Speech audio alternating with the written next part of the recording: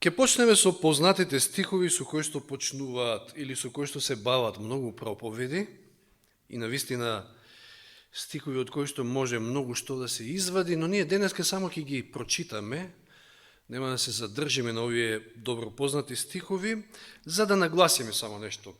Значи, Битие 3 глава од 1 до 6, падот во грев. Од каде започна се, всушност. Битие 3 глава од 1 до 6.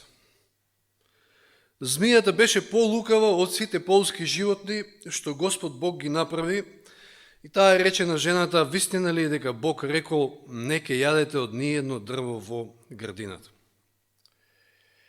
Жената и рече на змијата: смееме да јадеме плод од дрвото во градината, од дрвата во градината. Само за плодот на дрвото што е среде градината Бог рече: не јадете од него. И не допирајте го за да не умрете. А змијата и рече на жената: навистина не ќе умрете. Туку Бог знае дека во оној ден кога ќе јадете од него, ќе ви се отворат очите и вие ќе бидете како Бога, распознавајќи го доброто и злото. Жената виде дека дрвото е добро за јадење, пријатно за очите и дрво пожелно за да се постане мудар, набра од неговиот плод и го јаде. Му даде на својот маж кој беше со неа, па и тој јадеше. Како навлегол гревот? Сега можеме тука да кажеме многу моменти, елементи, знаете, затоа и реков дека овие стихови многу што содржат, меѓутоа кратко кажано, гревот навлегол преку попуштање на апетитот. И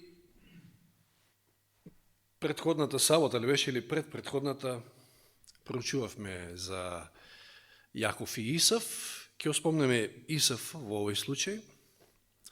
Колку е страшен апетитот, колку е голем проблем гладот, да кажем, иако има разлика, глад, од глад до апетит. Кога станува збор за глад, зборуваме за она природно, знаете, кога ќе се намали горивото, гликозата во организмот и реагираат некои хормони, мозокот мислам до хормоните и се јавува на глад, значи природно, за да се нахраните, да го нахраните телото, да внесете гориво, да кажем, за да функционира. Апетитот е нешто друго, многу повеќе од глад, значи тоа е кога посебно нешто посакувате, на нешто сте навлечени, нешто што и не мора да е храна, затоа што знаете, многу нешто од што внесуваме во нашиот организам не е ни храна. Ги фрламе парите по нешто што не е храна. И апетитот е навистина страшна работа. И не станува збор, кога зборуваме за апетит само за исхрана, туку можете да имате апетит за многу што. И сега го имаме Исав во Битие 25 глава, да се подсетиме на овој настан, Исав 25, 29 до 34, ќе читам. Еве што заборев да спомнам, значи сега мала дигресија. Значи пред да се случи било каква венчавка овде, ќе се случи крштевање следната сабота, само да ме подсетам. Значи, следната сабота е крштевањето на Александра. Океј, тоа беше она што го мислив да го кажам, а го заборавив. Александра од Велес, да. По потекло од Велес. Мажена во Ѓорчели, каде е. Битие 25 глава, 29 до 34.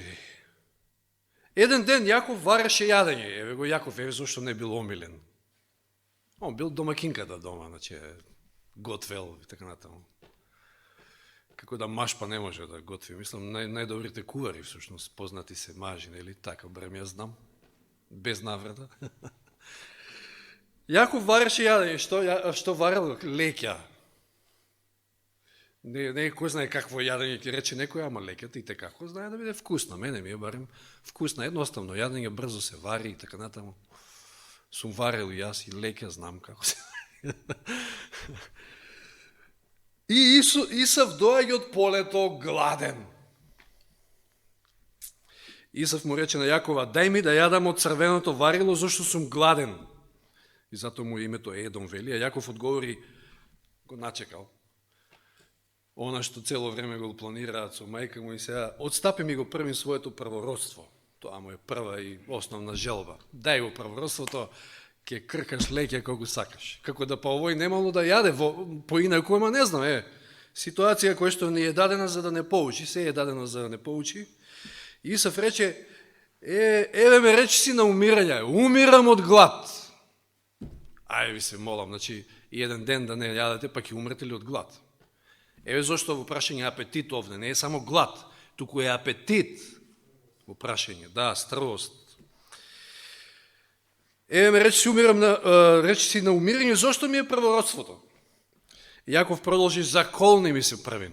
И овој нема проблем да се заколни, му се јаде гладен е човеч. Значи, тој му се заколни и така му го продаде на Јакова своето првородство. Па после се каал, знаете, после го чекал таму 20 години да му дојде. За ситна работа, и 34 стих да дочитам, тогаш Јаков му даде на Исава леп и варило од леќа. Јадеше и пиеше, па се кревна и си отиде, така Исав го презре своето првородство. Јадењето му било пред првородството, замислете си. Кои предности ги носело првородството? Меѓутоа јадењето него му е побитно. Знаете ли на колку луѓе денеска јадењето им е побитно од се друго? Апетитот е страшна работа. Силата на апетитот, силата на гладот. Еве сега еден позитивен пример, ово беше негативен. Даниел, како Даниел се држи. Даниел, 1 глава, 5 стих. Царот им одреди, знаете, они се во робство, во Вавилон, им одреди дневно следување од царското јадење и од виното од својот стол. Нека ги воспитуваат 3 години, а потоа ќе стојат пред царот. Имало меѓу другото тука и свинско сигурно, и вино, спомнавме, и нечисти јадења, може имало и други нечисти јадења. Што ли уште не? И 8 стих вели, Даниел одлучи во срцето дека нема да се оскверни со царските јадења и со виното од неговиот стол, па го замоли дворскиот старешина да го поштедите да не се оскверни. Потоа читаме од 11 стих. Тоеш Даниел му рече на чуварот, кога старешината на придворниците им го беше одредил на Даниила, Ананија, Мисаила и Азарија.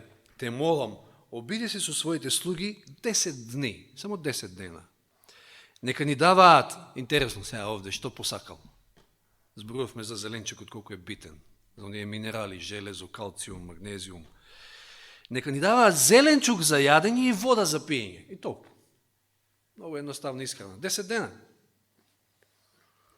Не ни треба ни месо, не свинско, никакво не ни треба месо. Веган исхрана. Тогаш ќе видиш какви ќе бидеме ние, а какви момчињата кои што јадат од царските јадења. Ќе ја видиш разликата и за 10 дена дори. Па направи со своите слуги според она што ќе видиш. Тој се согласи и ги остави на испитување 10 дни, а по 10 дена тие беа поубави и позгоени отколку момчињата кои јадеа од царските јадења. Веројатно и посилни. Зеленчукот дава сила. Но овие 17 стих, на овие 4 момчиња Бог им даде знаење, значи не само што биле поубави на изглед, така натаму, туку Бог им даде знаење и разбирање на сите книги и мудрости. Даниел ги разбираше виденијата и соништата. Ево уште еднаш ќе гледаме врската на исхраната со умот, умствените способности, со духот, духовната состава и така натаму. Даниел како позитивен пример. Се воздржал од царското јадење и го гледаме резултатот. Во 20 стих од истата глава и во се мудро и умно, зашто ги испитуваше царот, се најде дека се 10 пати повешти од сите волшебници и гатачи што ги имаше во сето негово царство. Неверојатно влијание, значи, има исхраната, односно воздржувањето од сите оние работи, значи потиснувањето на апетитот, значи контролата над апетитот има неверојатно позитивни вредности, а ја видовме и негативната работа од попуштањето на апетитот кај Исав, како пример. Уште во 5 глава 11 стих се сеќавате кога Валтазар барал да му се протолкува она над зидот, па жена му кажува за Даниел, го подсетува и му вели Даниел 5:11, во твоето царство има човек во кого е духот на светиот Бог. Уште во времето на твојот татко се најде во него светлина, разум и мудрост, слична на мудростта на боговите. Неверојатни предности. И сега, ако појдеме кај нашиот најголем пример, значи Даниел ни е неверојатен пример овде за воздржување, значи во поглед на која зборуваме за онаа сила на апетитот што ја има, најголем пример ни е секако Исус. Како Исус ја почнува неговата мисија, всушност? Како започнува со својата мисија? Како се подготвува? Со пост. 40-дневен пост. Духот вели во Матеј 4 глава, 1 стих, го одведе Исуса во пустината, за да биде искушуван од дјаволот, и откако постеше 40 дни и 40 ноќи, најпосле одгладне. Он одгладнел веројатно многу претходно, меѓутоа Библијата сака да покаже колку е силен апетитот, ништо морало Исус да помине за да го победи. Че овде не станува збор само за глад, победа над гладта. Мислам, гладот си е природна работа, пак кажавме, победа над апетитот. Исус доаѓа како вториот Адам. Адам и Ева паднале на апетитот, рековме сега, Исус треба да го искупи човештвото и прво треба да го победи апетитот. Ќе видиме подоцна од духот на пророштото дека ако апетитот го совладате, се друго многу полесно ќе совладате. Апетитот е прво и најсилно нешто што не бутка сите нас. И откако постеше 40 дни, 40 ноќи, најпосле огладне, тогаш искушувачот му пристапи и му рече: ако си Божи син, кажи овие камења да станат лебови. Вчера мислам дека читавме утринските стихови во Јован 6 глава, после чудото откако Исус наранил 5.000, односно 20.000 луѓе. Исус може од ништо да направи лебови. Не му требат ни камења, ни ништо. Ама никогаш не се послужил, поготово овде требало гјаволот да го сруши на тоа нешто, не се послужил со таа божествена сила за своја собствена корист некоја. Туку секојаш правил чуда за другите и да посведочи, да ги доближи, да ги приближи до вистината, до Бога. И тој му одговара, на искушувачот, напишено е: човекот не ќе живее само од леб, туку од секој збор што излегува од устата на Бога. Во 4 стих, на него ќе се навратиме малку и подоцна, затоа што е полн со значење. Човекот не живее само од леб, туку од секој збор што излегува од устата на Бога. Значи, Исус се подготвува за својата мисија преку воздржување од апетитот, преку пост. И видите што ни кажува Копнежот на вековите, на 122 оригинална страница, во врска со овој негов пост и оваа случка, со неговото искушување во пустината. Од сите поуки што треба да се научат од ова прво големо искушение на нашиот Господ, ниедна не е поважна од онаа да имаме контрола над апетитот и страстите. Најголем успех, внимавајте, најголем успех во изопачувањето и понижувањето на човечкиот род во сите времиња имале искушенијата што ја допирале телесната природа. Гјаволот тука има најголем успех. Преку изопачување и понижување на човечкиот род, допирајќи ја телесната природа. Со неумереноста, сатаната настојува да ги уништи умните и моралните сили. Видите, гледа сега кака е поврзаноста со исхраната и умните и моралните сили, што му ги дал Бог на човекот како непроценлив дар. Така на луѓето им станува неможно да го ценат она што има вечна вредност. Не можете да ја засакате вистината, да ја цените вистината, ако ви се унакажани, понижени тие умни, морални сили, на кои што ви се така унакажани заради тоа што попуштате на апетитот. Со попуштањето пред сетилните задоволства, сатаната се обидува да избрише од душата секоја трага на сличност со Бога. Затоа луѓето стануваат се повеќе како зверови, а не го губат оној лик Божи. Незаузданото попуштање, што за последица има болести и понижување, баш кај тоа и болести, што постоеле во времето на првото Христово доаѓање. Внимавајте, ке се повтори со посилно изразено зло пред неговото второ доаѓање. Сеќавате колку Исус имал работа лечејки болни во негово време. Но како ќе биде пред второто Христово доаѓање? Па гледаме, сведоци сме. Секој ден слушаме за некој болен. Гледаме какава е листата молитвена во онаа група. За вие кои што можеби не знаете, оние што знаат, листата е неверојатно долга. Не знам дали воопшто некој ја чита цела. толку што е долга. Значи, Христос објавува дека состојбата на светот ќе биде како во времето пред потопот и како во Содом и Гомор. Секоја помисла на срцето ќе биде постојано лоша. Одиме кон тоа. Сега живееме на самиот раб на тоа страшно време. Ние сме на работ на тоа страшно време. И затоа треба да ја усвоиме поуката од постот на Спасителот.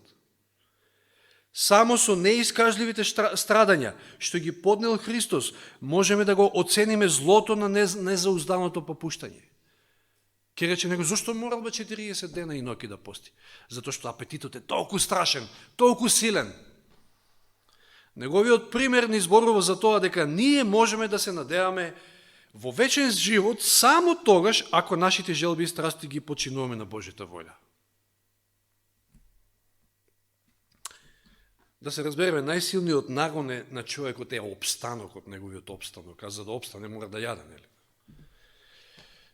И сега тука пак мора да правиме разлика меѓу глад и апетит. Господ ветил дека нема да го остави Божиот народ без ништо, значи да умре од глад. И во најтешките времења, ама апетитот е нешто друго. Апетитот е нешто што може да не сруши и како во времењата кои што доаѓаат. Ајде да видиме како. Откровение 14 глава 9 и 10.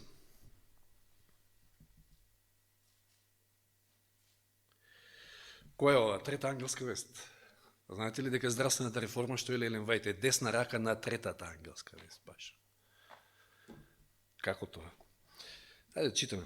И друг трет ангел дојде по него велејки со силен глас. Ако некој му се поклони на зверот и на неговиот лик и прими ознака на своето чело или на својата рака, и самиот ќе пие од виното на Божиот гнев, што е налеано чисто во чашата на неговиот гнев, и ќе биде мачен со оган и сулфур пред светите ангели пред јагнето. Големото предупредување на овој трет ангел за тоа да се избегне жигот на зверот. А како зверот ќе се обидува да го наметне жигот? Преку санкции, преку... Што читаме во 13 глава, Откровение 16 и 17.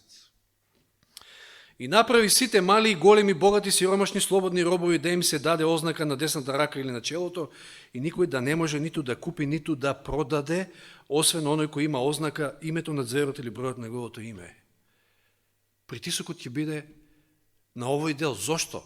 Затоа што ѓаволот знае која е слабоста на човекот. Затоа што знае дека основниот порив на човекот е да опстане, да преживее некако. И сега утре, кога ќе останете без работа, тоа меѓу другото под наводници може да значи да не можете да купите и да продадете. Од што ќе живеете? Пак ќе кажам, гладни нема да бидеме, затоа што Господ ветел, ако останеме на негова страна. Ама ако имаме проблем со апетитот, ќе попуштиме. И ќе отидеме таму, како што се редеа за вакцината, ќе се редиме за да бидеме жигосани. Затоа што, знаете, Бог ветел лепи вода. Тоа е исто едноставна диета. Тоа е за последните денови, нели? Па, сме научени ние на лепи вода само, или? Или кој ќе влеземе во супермаркет, или хипермаркет, или не знам каков маркет веќе нема да направат, и отидете со некој список четокацко, а ќе излезете со вагон ви треба, мислам, да излезете. Со се тоа што купите и што треба и што не треба. Се што ќе ви види окото таму. Мора да се научиме. Господ сака да не научи, за да не паднеме. Бог сака да не научи да го совладаме апетитот. Бидејќи во спротивно лесно ќе паднеме заради работа, како што кажав, и за да можеме да го задоволиме тој апетит. Апетитот е страшна работа. Послушайте ги овие зборови од третото сведоштво. Силата која што го контролира апетитот ќе ја потврди пропаста на илјадници, кои, доколку беа победници во тоа искушение, значи во првото искушение, да кажеме така, Исусово, во искушението над апетитот, би можеле да стекнат морална сила со чија помош би извојувале победа над секоја друго сатанско искушение, оно што ви го кажав претходно. Ако го победите апетитот, Господ ќе ви даде морална сила да победите се друго. Меѓутоа, оние кои што му робуваат на апетитот, нема да успеат во усовршување на христијанскиот карактер. Постојаното човеково престапување во текот на 6000 години има донесено болест, страдање, смрт како плод. Колку повеќе се приближуваме кон крајот на времето, внимавајте, колку повеќе се приближуваме кон крајот на времето, сатанските искушенија да му попуштиме на апетитот ќе бидат се посилни и ќе ни биде се потешко да ги победиме. Се посилни ќе бидат искушенијата на апетитот, а ќе ни биде се потешко да ги победиме. Затоа што сами не можеме, никако. И интересно е, живееме во време кога јас сеќавам 80-те, 1980 или беше Live Aid, сеќавате на концертот, кој што се држеше за да се собират пари за гладните во Африка. Има и сега гладни, и не само во Африка, по целата планета, меѓутоа многу не се ни спомнува, но веројатно затоа што денеска повеќе умираат луѓе од гојазност отколку од глад. Мислете во кое време живееме. Значи, што вели силата која што го контролира апетитот ќе ја потврди пропаста на илјадници и ја потврдува. Сега да влеземе во еден друг дел. Зошто Господ сака да го користиме постот, да се научиме едноставно на не на гладување, меѓутоа да го контролираме апетитот?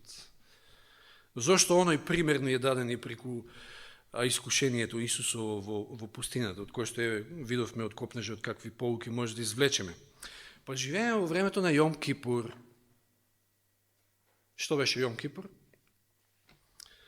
Денот на очистувањето на светилиштето, кога што требаше да прават израелците?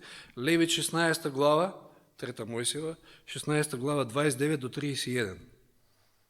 Левит 16, 29 до 31. Овој закон нека биде вечен за вас во 7-миот месец на 10-тиот ден на месецот. Смирете ги вашите души, на тоа ќе обрнем внимание, и не вршете никаква работа, ни домородецот, ни странецот кој е населен меѓу вас, зашто на тој ден ќе биде извршено над вас покривање на гревовите, за да бидете чисти пред Господа од сите ваши гревови. Нека биде тоа саботна починка за да ги успокоите вашите души. Тоа е вечен закон. Што значи да ја смириш душата пред Господа? Да ја успокоиш душата пред Господа? Да ги изравниш сметките, така кажано, со Господа, да си на чисто, да се очистиш, затоа што ако не си очистен, денот на очистување ќе значи дека ќе те шутнат од кампот во тоа време, но во наше време значи бришење на името од книгата на животот. Ако не се избришат гревовите, ќе се избрише името. Како можеме да се смириме со Бога? Како се смирувате со Бога? Како барате прошка? Се кајате, нели? Затоа реков таа 112-та песна многу ми се допаѓа, значи многу убави зборови има во неа. Како? Преку молитва и пост. Еве еден пример, Ездра 8:21. Само како потврда дека смирувањето на душата оди со пост. Ездра 8:21 вели: јас прогласив пост таму покрај реката Ахава, за да се смириме пред својот Бог и за да измолиме од Него среќен пат за себе, за своите деца и за сиот свој добиток. Пост и смирување на душата пред Бога. Има и други стихови, меѓутоа да не навлегуваме толку.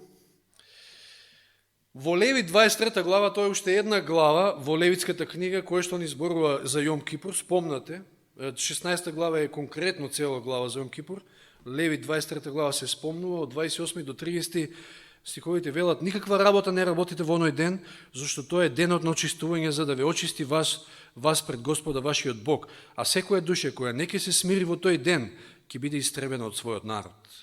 И кој би работел некаква работа во тој ден, јас ќе го истребам него од неговиот народ. Нагласок дава и на неработењето. Кога постите, треба да не работите, значи. Препорачливо и нормално е тоа, затоа што ако работите нешто, попоготоа тешка работа, многу полесно ќе огладнете.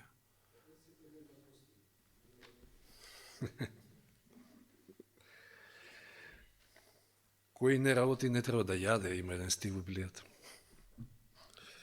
Тоа е друга тема. Зошто ова исто така? Исаја 58 глава, што ни кажува, што зборува Исаја 58 глава, сеќавате ли? Многу добро позната глава, Исаја 58, за вистинскиот пост. За вистинскиот пост. Што ни кажуваат стиховите од 3 до 6. Зошто постиме ако ти не гледаш? Зошто се смируваме, пак смирувањето со постот одат заедно, ако ти не знаеш? Ете во денот кога постите, наоѓате работа, тоа што сакав да го потенцирам, и на работа ги терате своите работници, не само што вие работите, туку и работниците ги терате на работа.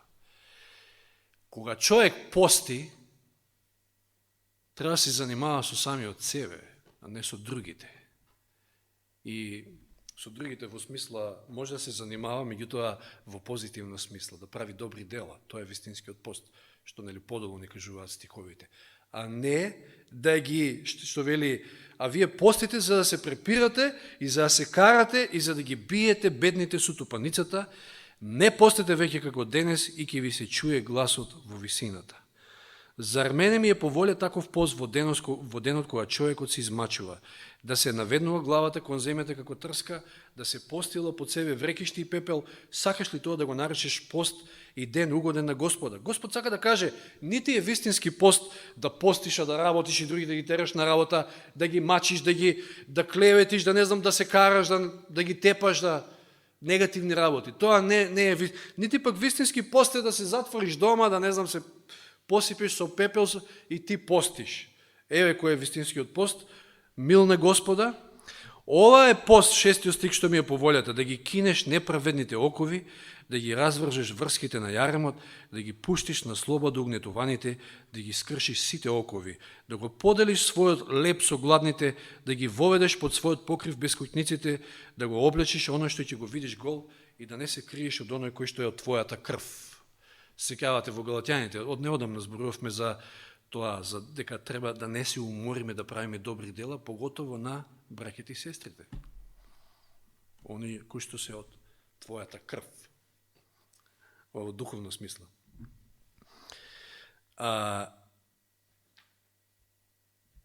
Еве што е вистинскиот пост.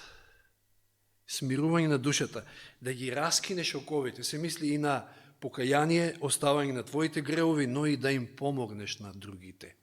Што гледаме во овој 6 и 7 стих всушност? Сеќавате ли Исус кога влегол прв пат, кога имал прилика во синагогата да чита, и што читал? Исаја 61 глава. Читал за неговата мисија, мисијата на Месијата. Еве, мисијата на Месијата, запишана во 6 и 7 стих. Тоа е Христовата служба во суштина, овде, што треба ние да ја вршиме. Христовата служба, Христовиот начин на делување на живот. Значи, Господ сака преку постот да не натера да го победиме апетитот, да не се занимаваме со самите себе, затоа што апетитот, тоа сте ти, всушност. Туку да се занимаваш со потребите на другите.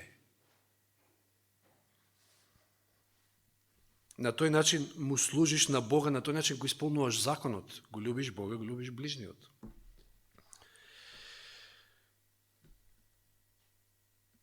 Да се навратиме Мате 4.4, што рековме? Напишано е човекот не ке живее само од леп, туку од секој збор што излегува од устата на Бога. Сега станува посебно интересно.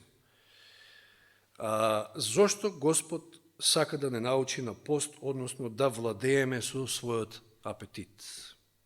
Еве една многу битна работа.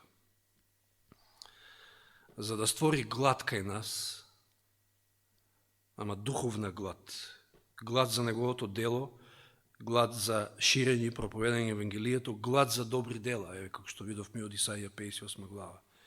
Јован 4 глава 37 до 34. Сеќавате, Јован 4 глава се занимава со Исус и неговата средба со самарјанката крај Јакововиот бунар. Завршува неговата средба, односно тука е тој се уште со неа, учениците нели го оставаат, одат да купат јадење, се враќаат со јадење, сега знаат дека нивниот учител е гладен, и му викаат, 31 стих, во меѓувреме учениците го молеа Исуса, рави, јади, но тој им рече, јас имам храна за јадење што вие не ја знаете. Тогаш учениците зборуваа помеѓу себе, да не му донел некој јадење пред ние да му донесеме, па веројатно не е гладен повеќе. Исус им рече, мојата храна е да ја исполнувам волјата на оној кој ме прати и да го извршувам неговото дело. Може ли човек со ова да се храни? Може. Нормално дека му треба и телесна подкрепа, не велом не. Исус јадел, не дека не јадел. Меѓутоа, што сака да им потенцира и што сакам јас да потенцирам преку ова што го зборувам?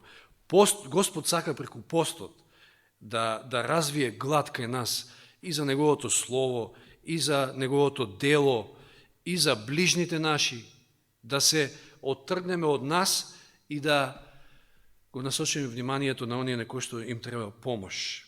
Значи, и тоа е совладување на апетитот. Еве, дури и во буквална смисла, ако имаш ти дома, не знам, ова, она, не знам, не знаеш да бираш што имаш за јадење, овој нема, ќе му однесеш на него, ќе се откажеш од себе, од твоите потреби, некојаш нереални, да кажем, и не потреби, небитни потреби, затоа што многу од тоа што јадеме, пак ќе кажам, не е за наше здравје, и ќе му однесеш на другиот, не од тие работи, од оние здравите.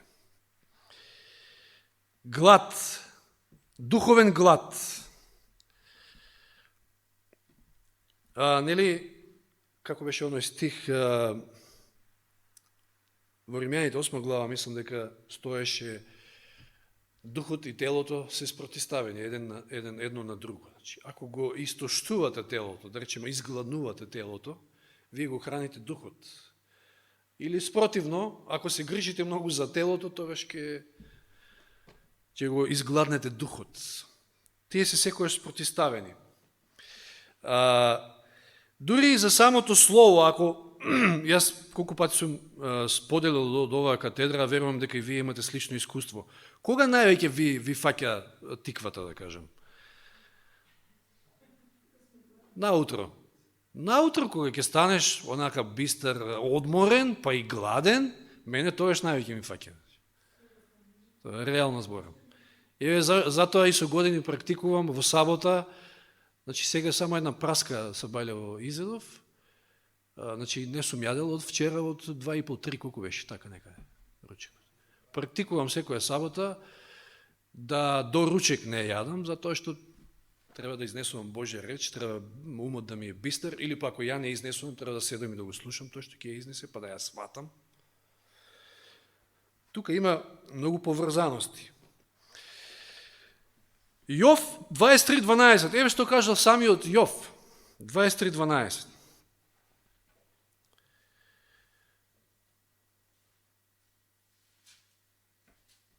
Не отстапував од заповедите неговите усни, или не отстапувајте од заповедите неговите усни, ги чував словата на неговата уста повеќе отколку секојдневната храна.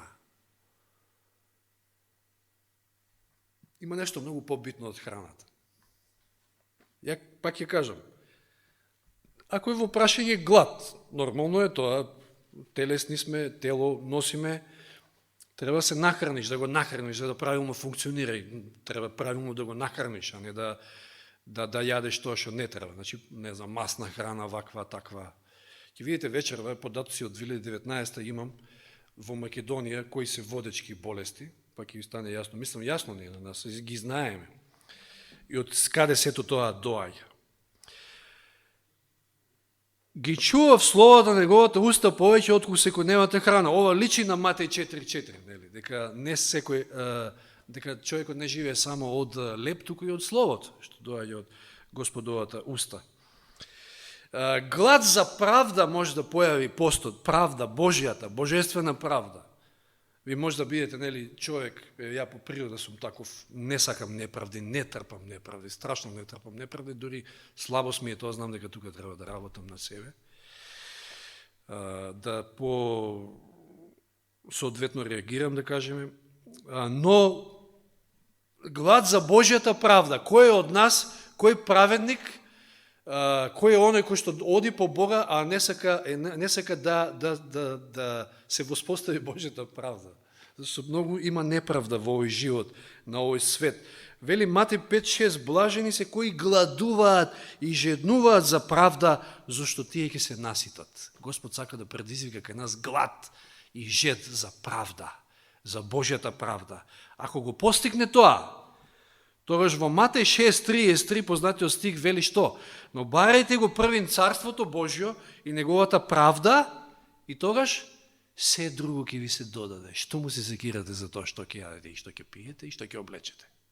Барете неговата правда првин. Господ сака тој глад да го произведе кај нас. И затоа често пати кога се молиме, треба да го вклучиме и постот тука. Се разбира секој кој колку може, некој може би не може од здравствени причини, не знам што. Затоа што преку постот, преку она искрена молитва, ние всушност му кажуваме на Господа колку е нашата сериозност голема кон, да речеме, проблемот кон кој што приоѓаме, дали се молиме за некоја особа, дали се молите во својата собствена клет за некоја ваша слабост, за апетитот, најчесто, затоа што апетитот е проблем кај секој од нас. Страшна работа е апетитот. Јоил 2:12 вели, но и сега, Господ, ово е словото, вратете се кон мене со сето свое срце во пост, плач и ридање. Пост, плач и ридање. За да се види сериозноста. Оној стих кој што претходно малку спомнав, иако во Римјаните 8 глава исто кажува за таа борба меѓу духот и телото. 1 Петрово 2:11 стихот вели, 1 Петрово 2:11 вели, возлюбени ве молам како тугинци и придојденци да се воздржувате од телесните желби, зашто тие војуваат против душата. Тоа е страшна војна се води кај секој од нас. И како што кажав и претходно, идат тешки времења. Ние сме на работ на тоа време, вели Елен Вајт. Гледате, ни предизвикуваат вештачки кризи. Никој не може да ме убеди дека ова исто криза не е вештачка. Па ние не сме од вчера. Не пиеме нафта. Ако пиевме нафта, ќе ја поскапе уши повеќе. Се шегувам.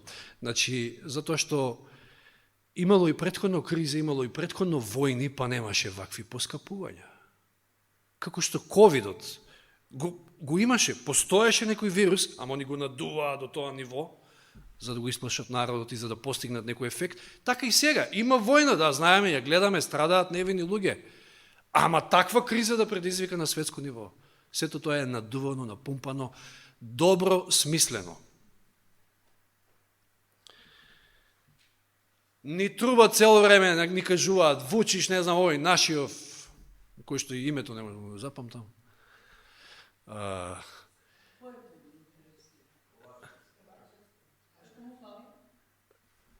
Тоа е друга тема. Значи, ни трубат дека доаја тешка зима, најтешката зима после Втора светска војна. Значи, предвреме ни кажуваат, зошто? За да постигнат ефект пак на страв кај луѓето. Па после удар, ова, она, не знам што, па трчите во продавница, па вештачки пак се дигаат цените на тој. Купувате ова, купувате она. Со што ќе се грееме ова зима, скапо е, се поскапе, значи 100% ни кажуваат, че видите как, значи какви бламажи, какви се тоа манипулации, 10% инфлација ви се молам, кој ќе покачите вие основните продукти по 100% и сега просек зимата од се, од нешто што никад не го ни купуваш, нити го мислиш или еднаш година да купуваш и ви кажуваат инфлација од 10%, какви 10%? 100% инфлација има, најмалку.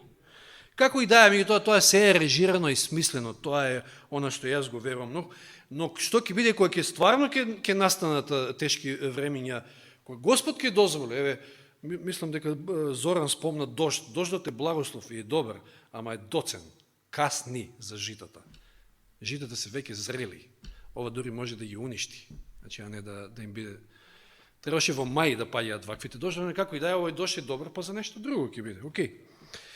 Како и да е, се е испоредметено, вештачки кризи од друга страна, доаѓаат тешки времења, ако имаме вера во Бога, дека Тој се грижи за нашите потреби, ние нема да бидеме гладни, ама треба да имаме работа со апетитот и да се справиме со апетитот сега, затоа што многу лесно ќе паднеме, ако не се справиме со апетитот. Нема да бидеме гладни. Па Господ израелците како ги хранил 40 години во пустината? Кај што нема ни храна, ни ништо. Од небото небесна храна им давал. Во Псалм 37:25 што вели: млад бев и остарев, но не видов напуштен праведник или неговите деца да просат леп. Значи да дојдат до тоа дереđe. Или и многу убави стихови има во Авакум, така завршувам, мислам, книгата на Авакум или Хабакук, 3 глава 17 до 19. Авакум 3 глава 17 до 19. Макар и да не процвета смоквата, а и да нема плод по лозијата, макар и трудот на маслинката да не успее, и полињата да не донесат храна, тоа се основните продукти што ги има летовиште. Значи, што спомнуваме? Смоква, лозијата, маслинката, полињата, значи, житата, ништо да не роди, макар и стадото да е истребено од трлото и да нема говеда во оборите, ништо да нема. Што вели Авакум? Јас и тогаш ќе се веселам во Господа, ќе се радувам во Бога на моето спасение. Господ Бог е моја сила, тој ги направи нозете мои како на срните и ќе ме направи да одам по височините мои.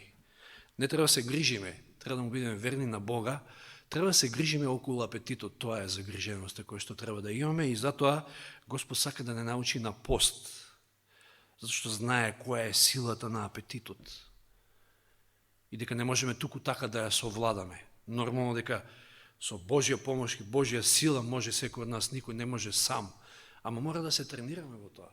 Денеска, доека е уште време. Што ако јас денеска не сум совладал желба за јадење, не знам што, и ќе се најдам на новата земја, па ја ќе го барам тоа. Ќе го барам. Истото тоа, што и да е. Таму нема да има кафани. Не знам што све нема да има, ама. Нека Господ ни помогне. Ова е тема која што не е едноставна, во смисол, која станува збор за апетитот, па ќе кажам, тоа е страшна работа. Тоа е она прво и основно кое што мора да го совладаме. Ако не, како што видовме, другите искушенија ќе ни бидат многу потешки за совладување. Нека Господ ни помогне на секој од нас, а победата во Него е загарантирана. Само надевајте се на Него и предајте Му се целосно. Амин.